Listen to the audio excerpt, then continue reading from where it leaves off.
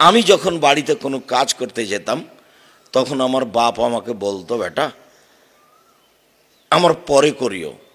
গরুটা যদি আমি এক খোঁটা, খোঁটা বুঝেন কিনা জানি না, এক খোঁটা থেকে যখন আর এক খোঁটা নিয়ে যেতাম, এখানে বাঁধা আছে, এখান থেকে খুলে ওখানে নিয়ে যেতাম, তখন আমার বাপ আমাকে বলতেন, বেটা ওটা আমি করব, তোমাকে যদি কোনো কাজ করে খেতে হয় তাহলে আমার পরে খাও। আমার বাপের একটা কথা আমার সারা জীবনকে এক পাল্লায় দিলে সমান হবে না। বেটা যদি তোমাকে কাজ করে খেতে হয় তাহলে আমার পরে খাও। আল্লাহুম্মা গফিরলাহু ওয়ারহামহু, আল্লাহুম্মা গফিরলি আবি উম্মি ওয়ারফা দারজাতাহু ফিল মাহদিন ওয়াফসাহু ফি কবরিহি ওয়া নাব্বিরলাহু ফিহি। যখন আমার আব্বা টাকা পাঠাতেন ইন্ডিয়া, তখন আমার ছোট বোনকে দিয়ে লিখে নিতেন, লেখা থাকতো সরিষা বিক্রি এত টাকা, কালাই বিক্রি এত টাকা, ধান বিক্রি এত টাকা, মসুরি বিক্রি এত টাকা, মোট 1000 টাকা পাঠালাম। 7-8 দিন যাবৎ আমার এই খেয়াল থাকতো আমার আব্বা 1000 টাকা জমা করতে অনেক পরিশ্রম করেছে।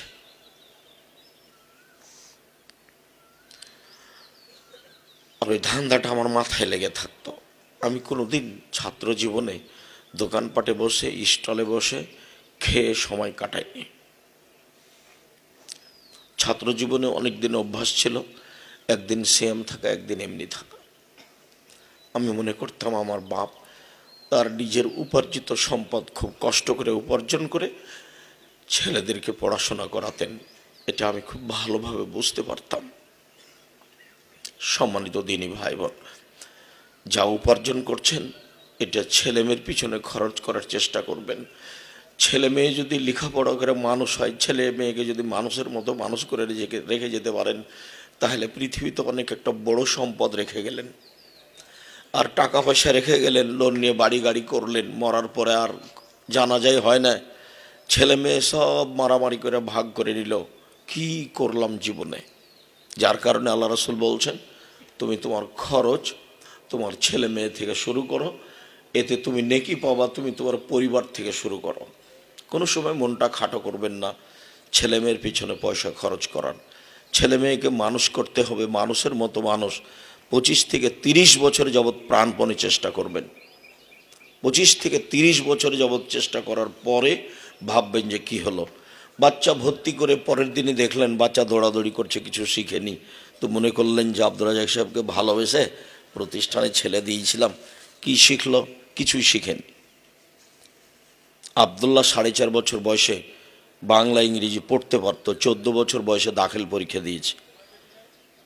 93-এর শেষে জন্ম, প্রায় 30 বছর পড়াশোনা করছে, এখনো করছে। এক শিক্ষক তার একটা নাম্বার দিয়েছিল 101, তখন আর শিক্ষকরা বলছেন আব্দুস সামাদ সালাফি, স্যার এত 100-র উপরে নাম্বার হয় কেমনে? তো বলছি যে দেখো, বহু খাতা আমার জীবনে আমি দেখেছি, তাতে আমি 100 নাম্বার দিয়েছি। তা আমার জীবনে শিক্ষক হিসেবে যত খাতা দেখেছি তার চেয়ে যেটা আমার কাছে ভালো হলো, তো আমি এখন কি করব? তাই আমি 101 নাম্বার দিয়ে দিয়েছি।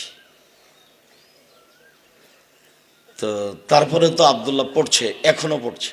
আমরা কোনো সময় চিন্তা করি না কখন পড়া শেষ করবে, কখন কাজে লাগবে, এটা চিন্তা করি না।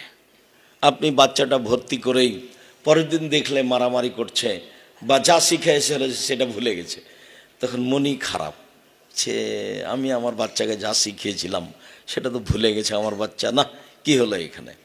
এমনি যখন 4-5-এ পড়ছিল, 1-2-এ পড়ছিল, তখন 2-3টে বাক্য শিখিয়েছে যে হেড মানে মাথা, হ্যান্ড মানে হাত। তখন এসে দেখছে যে জিজ্ঞাসা করে যে হেড মানে কি, তখন ভুলে গেছে।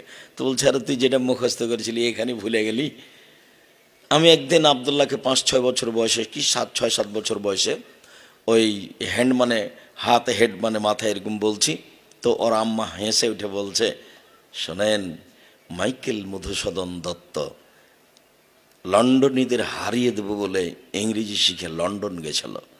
তা আপনি কি মনে করেন মাইকেল মধুসূদন দত্ত 6 বছর বয়সে ইংরেজি শিখেছিল? কবি জসীমউদ্দিন বিকালে তার মাকে 1 ডালি গোবর উপহার দিত, 1 ডালি গোবর। তার মানে কবি জসীমউদ্দিন গোবর কুড়াতো ওই মাঠে ঘাটে গরু চড়ছে, সেই গরুর গোবরগুলো নিয়ে এসে বাড়িতে জমা করত। তারপরে কবি জসিমউদ্দিন। তো ধৈর্যের পরিচয় দিতে হবে আমাদের শেখ জনাব ডক্টর জায়েদ আল জোহানি। বহু হাদিসে জোহানি বংশের এসেছে কথা। কালকে যেমন একটা হাদিস বলছিলাম যে আমর ইবনে মুররা আল জোহানি, আমর ইবনে মুররা আল জোহানি বলছেন যে একটা লোক নবীর কাছে আসলো। আবার এসেছে জায়েদ ইবনে খালিদ আল জোহানি, জায়েদ ইবনে খালিদ আল জোহানি বলছেন আল্লাহর নবী বলেছেন কে যদি সুন্দর করে ওযু করে 2 রাকাত সালাত আদায় করে অতীতের সব পাপ ক্ষমা। তো ইনি হলেন জোহানি বংশের মানুষ। আর জোহানি বংশের মানুষ নয়, শুধু সর্দার, এবং বাঙালি ছাত্রদেরকে খুব ভালোবাসতেন। তাই আকরামুজ্জামান বিন আব্দুস সালাম আরো